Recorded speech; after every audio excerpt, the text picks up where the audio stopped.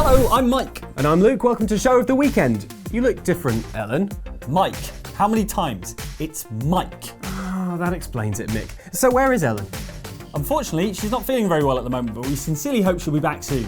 Because she owes you a fiver. Yes, because she owes me a fiver. Show of the weekend, show of the weekend, show of the weekend, show of the weekend, show of the weekend. I thought you were trapped in a time vortex or something. Oh man, what haven't I been trapped in this week? Time vortexes, vending machines, the Baker Mansion from Resident Evil 7. You were trapped in the Baker Mansion from Resident Evil 7. How did that go? Great. Well, not great per se.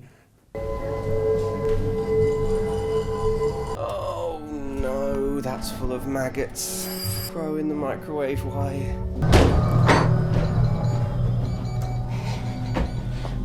Here it is. Hey Lucas, why ain't you eating your meal? Come on. I've eaten so much already. Well, we're just glad you're back. Now it's the part of the show where we ask, what are you playing at? But in a non-accusatory tone. So what have you been playing, Luke? That felt accusatory. It wasn't. I'm just I saying.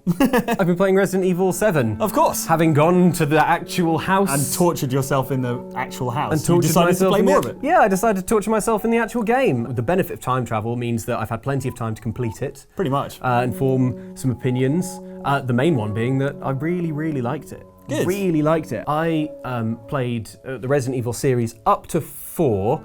Good place to stop. It was a good place to stop, I think. And this is the first Resident Evil game that I've properly got stuck into since then. You can't accurately say whether it's a return to form then, because you haven't played 5 and 6. Well, no. Does it feel like a return to form? It feels like it might be a return to form if, hypothetically, as I am assured, the intervening games were bobbins.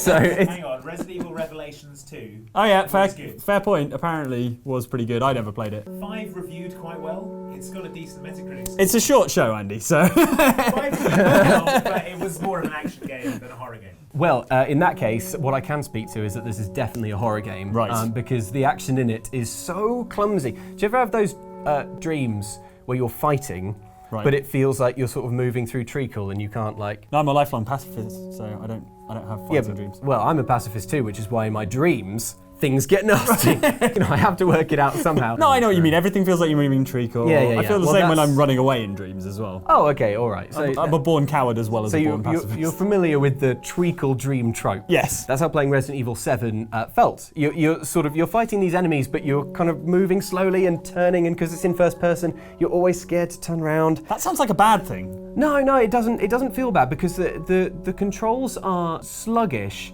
but very deliberately so. They don't feel clunky or poorly designed. In fact, I'd say the best thing about the game is the engine that it's built in. I would definitely play more. It gives games good, gross, slimy stuff, right? Yeah. Oh yeah, it does. And you guys have talked a lot, probably too much, like a weird amount, about like how stuff in first person makes like violent, unpleasant things just seem that much more violent and unpleasant. There's some stuff in Resident Evil 7 that's like properly objectionable in terms of things I'm okay with happening to my forearms. Right. It's a spoiler, obviously, so it won't go in the show, but I Yeah. just remember the bit where you jam your hand into the neck hole. Oh yeah, that bit. Go on, Pretend do you're the not- motion. I'll do the mime. Is it a spoiler if it's a mime? No, because you don't know what it's...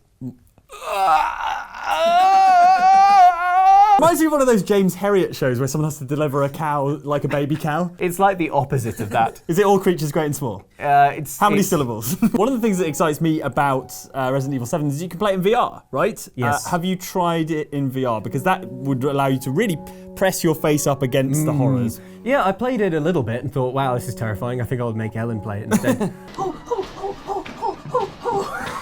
There's a person.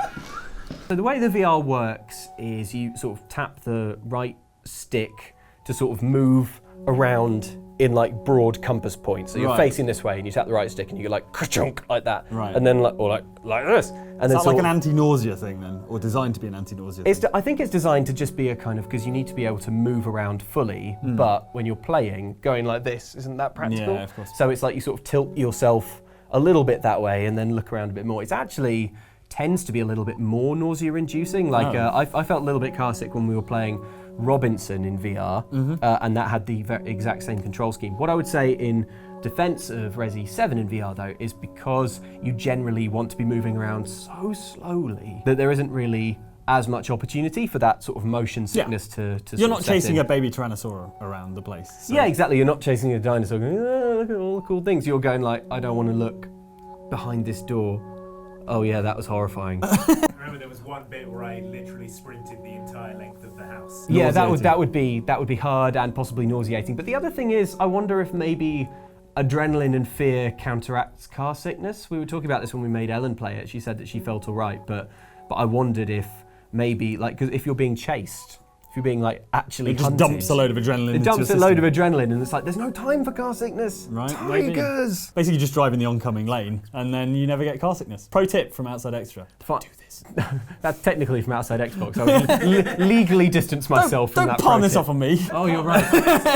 Don't attribute things that I say directly to me. You're right. I'm technically the host, and I failed to control you. Yeah. So Resident Evil 7, I really enjoyed it. The length is good. It's not all amazing. There's some stuff that's a bit weird without giving anything away. All of the exposition of what the hell is actually going on tends to sort of come very late in the game. Like, that explanation is all there. Okay. It's not quite as like pulling apart the thread of the mystery as I'd have liked. It's a bit more of a like end of the game info dump. This is what was happening the whole time. And you're like, I see. But broadly, I really enjoyed it. I think it's great. It scared the socks off of me and the stuffing back up into me. That sounds horrifying.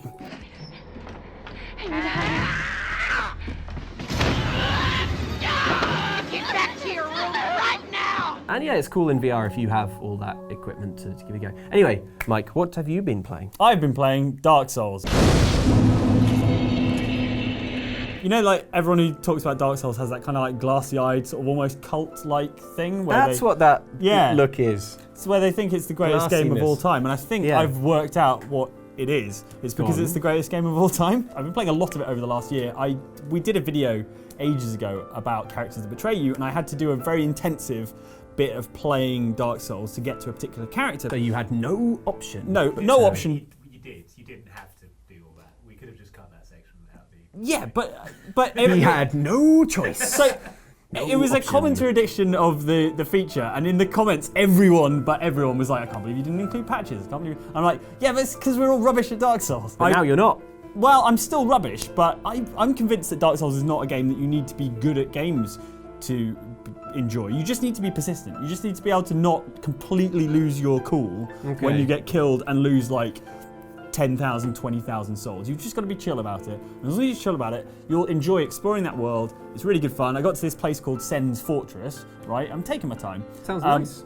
It's exactly that TV show Nightmare. Did you ever watch the TV show Nightmare? Yeah. Right, it's all like raised walkways and spinning. Danger team. Yeah, exactly. Yeah. Swinging blades and like being flattened by boulders. It's absolutely hilarious. So that's great, and I've got a good weapon now because I got a lot of stick in the comments for using a bit of a newbie sword. So there's this thing called the Drake sword. Yeah, I didn't want to say anything. Yeah, I appreciate Let yourself down there. All right. I don't know what I'm talking about. It was the only way I could really like speed run this thing was to kind of get this like really good sword early on and properly smash my way through. But I've got a proper sword I've been building up now. It's a big Zweihander type thing, so it's bigger than I am, and I like clobber it around and it flattens the snake men in Sen's Fortress very nicely indeed. Thanks. Have some of that, snake men. That's the other good thing is I got a bit stuck in Sen's Fortress, so I just went somewhere else. It's a big interconnected world, so if you get to a bit where you're like smashing your head against something, you can just go, I'll just go and mess up those skellies who are giving me grief. I'll go smash this against something. Yeah, exactly. So yes, I'm still playing Dark Souls, thoroughly enjoying it, very much planning on getting to the end, and probably will play Dark Souls 2 and Dark Souls 3 to completion as well. So I haven't really touched them. Probably the closest I've come to that kind of game, and I appreciate it is not that close, was I played the Ninja Gaiden series. But similarly hardcore and like combat it's kind of hardcore. I played it when I had a lot more free time in my life, which I feel may have been like an important part It's of that. taking me a while to get through Dark Souls, but I can't stop thinking about it, which is like, again, like I said, the kind of cult about it thing. right now? Yeah, pretty much, yeah. I mean, you'd hope so, given that I'm talking and words are coming out of my mouth. Am I, in your mind, am I turning into like a sort of skeleton, a Yeah. talking skeleton? I've And in your hand always you seen you as imagine- a talking skeleton, Luke. Exactly. Yeah. I'm the big boss. I'm too hard to kill. This is the Dark Souls experience. Yeah. It's got so much lore and it's so frugal with what it gives you in terms of story and things. You just find yourself turning it over in your head, and also it's the world, which I've said is kind of all interconnected. It's this amazing sort of dilapidated, kind of rundown place, and so you find yourself not only thinking about where you are and what you're doing, but also what it might have looked like at the kind of peak of the empire, as it was, and how people might have lived there as well. That is cool, like what you were saying about lore, because I'd say normally those are things that generally don't tend to go together. Sort of games that are super hardcore, reflexy, trial and error, pure gameplay experiences, and games that are sort of big, explorable universes with loads of lore.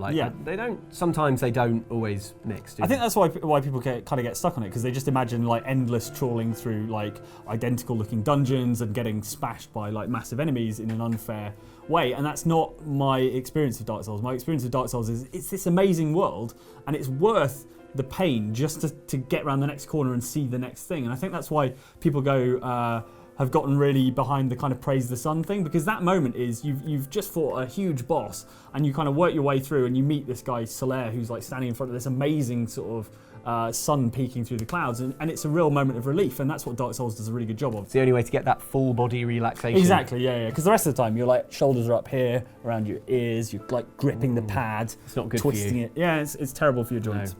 Got to be limber. Got to be limber. That sounds cool though. It's very cool. Everyone should try it. Maybe I'll do it now just to show you. That would be great. Then I'll have someone to talk to about it. What we've been playing over on Outside Xbox, or at least Andy and Jane have been playing, is Tom Clancy's Ghost Recon Wildlands, or Wildlands, as I've it's been actually pronouncing it Ghost Recon.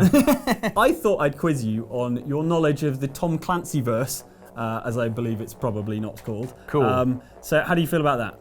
Feel great about that.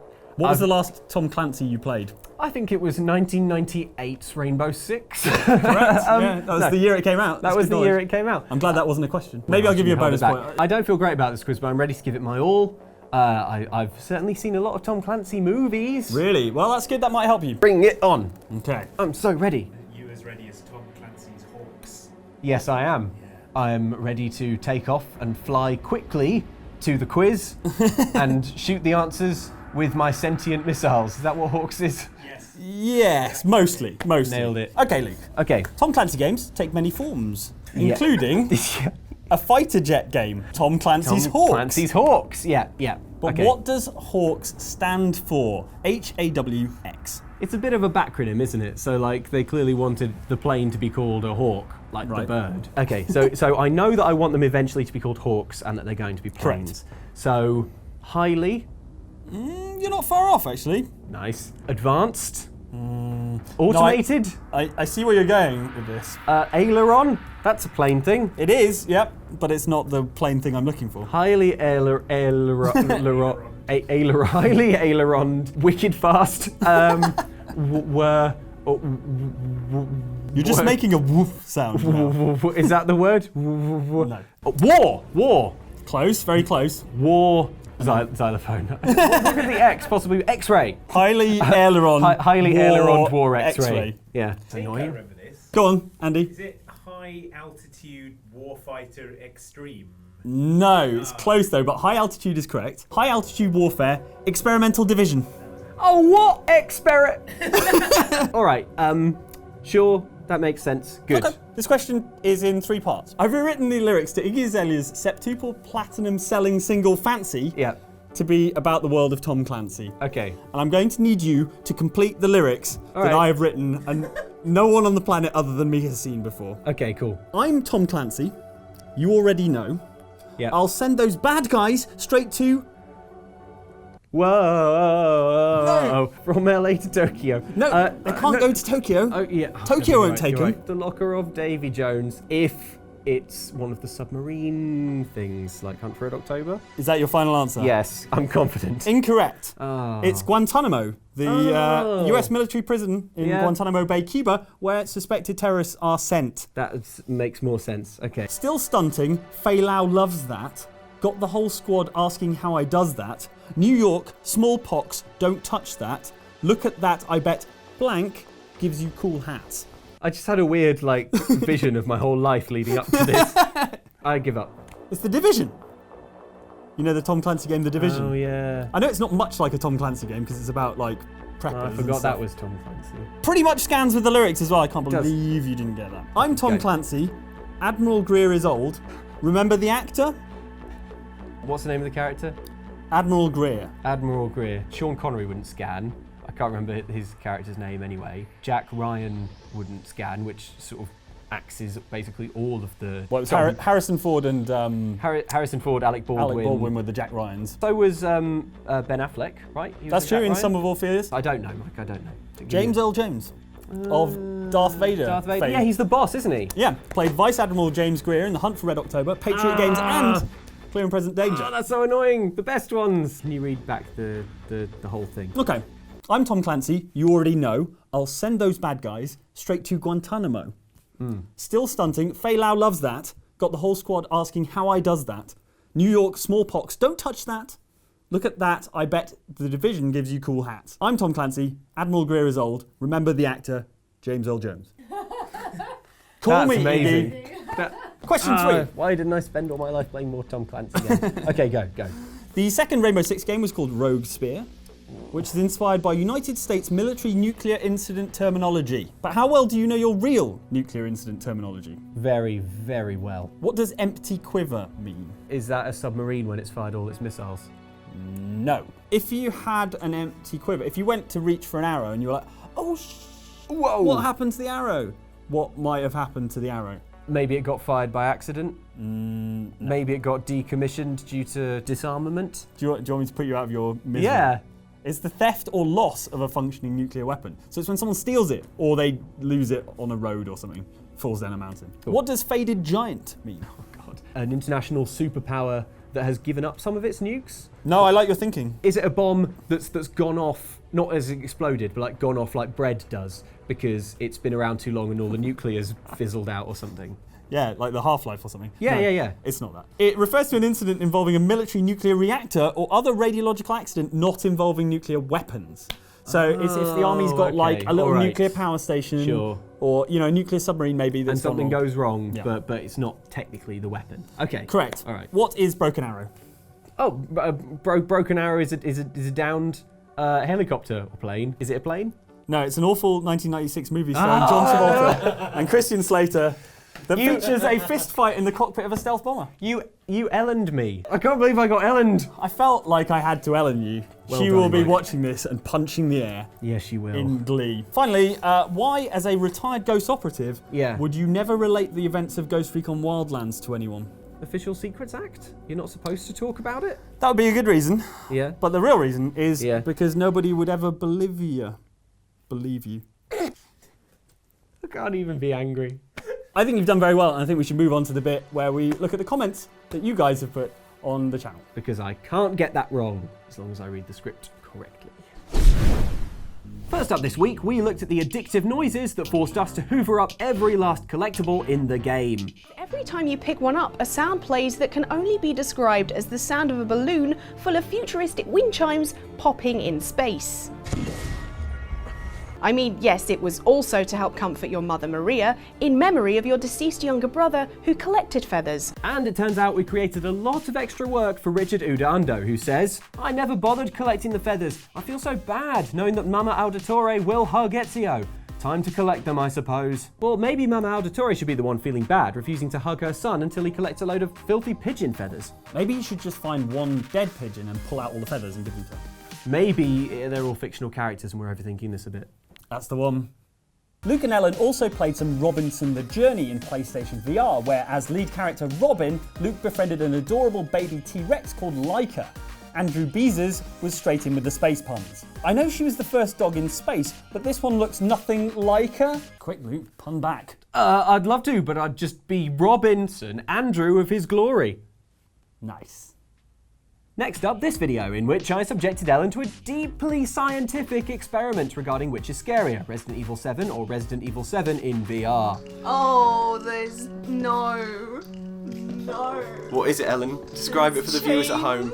Chains. Conclusion, Resident Evil 7 in VR. Sam Sant is fully equipped for a similar experiment. I have the game, PSVR, and the 4D candle next to me, but I'm procrastinating on YouTube because I'm scared. A 4-dimensional candle? Is that a candle that exists throughout all of time and space? I'd stay away from that thing if I were you, Sam. You saw what happened to me. Finally, in last week's show of the weekend, Andy joined Ellen and ran through his concepts for the next few instalments in the Resident Evil series. You can put one in a house where it's not people, but it's horses in human clothes. And you walk around there and they're like struggling to open the doors because they've got hooves and things, and you help them and things and that. So that's another episode. But it turns out that Andy isn't the only one with designs on a sequel. Remotu offers this. Resident Evil 8 is where you are a little boy, and there you are in your grandmother's house, and she becomes mad because you have ate all the candies for Christmas. So she wants to kill you with her mutant powers, and every time she sees you, she tells the catchphrase, "Who ate all the candies in my residence?" I'm detecting some deep-seated memories that are being repressed, Remotu. You have to admit, though, that's a hell of a catchphrase. Chilling. All right, should we move on to the bit about the embarrassing bloopers? Oh, that's no fair. I wanted to do the first clap. It's not a race. Tell that to Andy. Clap. Thank you. Too slow. I let you do it. Too slow. I literally just watched you do it and go, okay. You're all like, and I was like, Yeah, being the first to clap your hands isn't a game, you know. Aha! I win. Sure. Meanwhile, all this timeline disruption has been messing with Andy's head. If you are a fan of indie games, live in London, and like outside Xbox, or any combination of those three, then you should come to Rezzed, the show that's happening at the Tobacco Dock at the end of May. If you're there on Saturday, the 1st of April, we'll be around doing a meet and greet. So that's the day to come down if you want to come and say hi to us. Got anything to add to that, Mike? It's the end of March instead of May. Okay. It was excellent otherwise. Yeah. Yes, that is the end of March when Rez kicks off, and the 1st of April when we will be doing our meetup. If you want to buy tickets, you can do so at the link below. Come and see us. We're friendly. Mike's had his shots. No longer infectious. Thank you for watching, guys. We'll see you next time. Check out Outside Extra. Check out Outside Xbox. It's all good stuff. Anyway, thank you for watching, guys, and we'll see you next time. Goodbye.